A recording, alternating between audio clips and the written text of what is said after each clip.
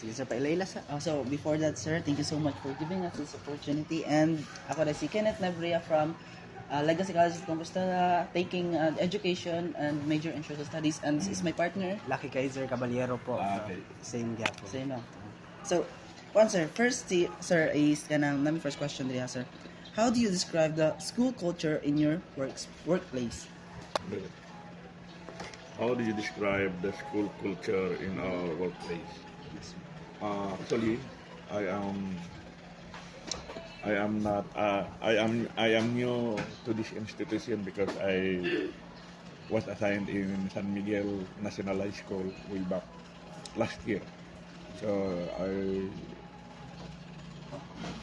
I am here for almost 1 year already.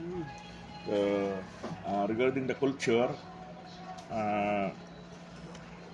the school culture, the school culture in our workplace. Actually, there is cooperation among teachers, especially that in times of our, because there are gaps that we are going to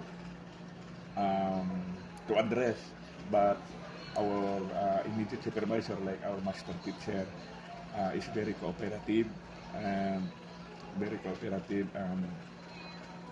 it comes into technicalities, teaching technicalities, she will provide everything. She will provide everything to his subordinates like me. So there is a cooperation among teachers and administrations here in our. So it's not hard for us to adjust, or it's not hard for us to move on, especially in the delivery of lessons to our learners, because everything is provided. So healthy kayong Yes, sir. Yeah, there is a healthy relationship between teachers and our bosses, like that. Sir, how about sir, since goods kayo ang process with the teachers, sir, how about culture with the students?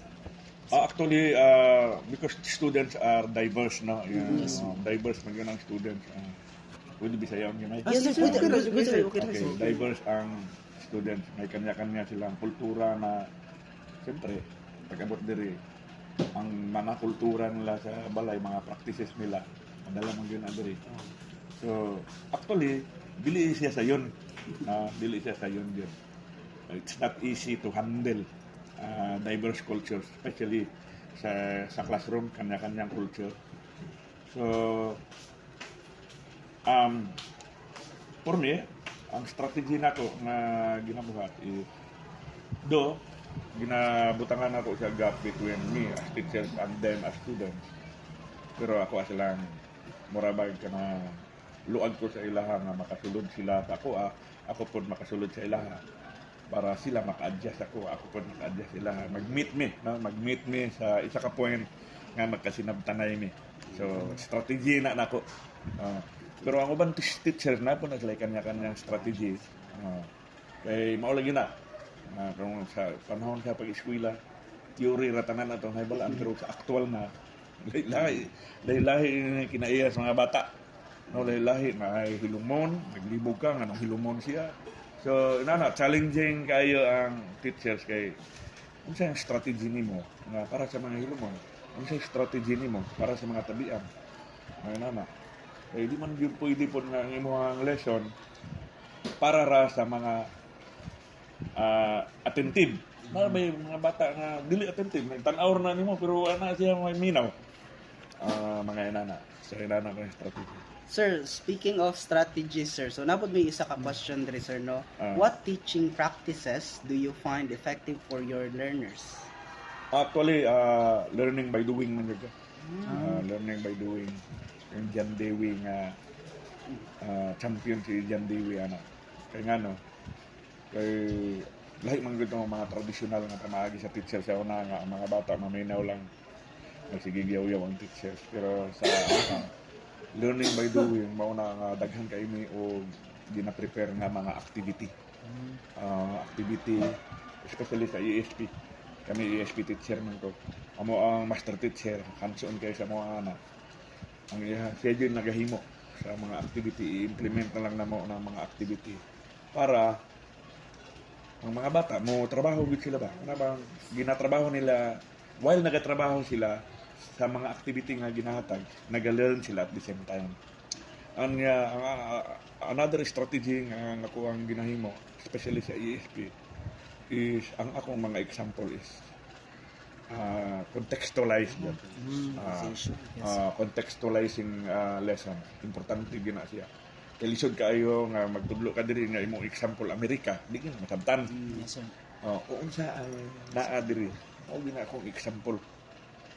Mao gina akong example para makarelate sila. Unya, kung mo-present ko og kanang mga sa lesson, halimbawa, mogamit yun ko mga pictures lokal.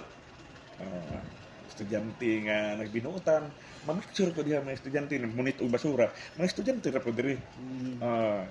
Ako nagasuroy ko actually, nagsuroy-suroy man ko pero nago yung mga estudyante makita nga na siya maayong ginabuhat. Picturean yun ako na niya mo na ginahimo na ko example. Mga na-contextualize yun kung ginahimo nga mga example. Halimbawa, baha. Na magitay individual responsibility. In every responsibility nga natay accountability. Siyempre, ang baha, usa sa mga hinungdan is pataka og labay sa basura. Pataka og labay sa basura. Siyempre, mo example yung ko ang Agusan River. Di ko mo example o kanang dili river nga wala diri. Kunya, mo example yung ko nga bata nga, pasahan niya. Ang iyang gihimo, maayo ba? Pero diha ra gud mixture. Bali ang sa kuha nimo sa presentation nimo sa klase sir is mga picture nga dili gikan sa lain, gikan